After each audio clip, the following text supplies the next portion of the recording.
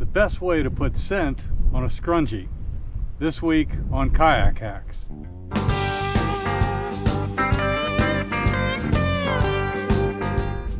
Fishing today with a scrungy and a live bait. I've tied the scrungy on using a dropper loop so it will stay a fixed amount above my live mullet. Now the best way to get the Procure or other scent onto this thing is to put a bead on like that and then get a piece of plastic and massage it in.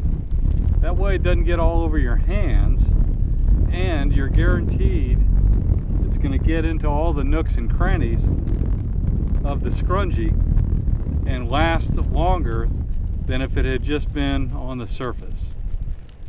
So, fishing's real slow today. Don't think I'm going to catch anything. But at least that scent is all into that scrungy, and I will maximize my chances for attracting some kind of fish. Hope you find this tip useful. Take care.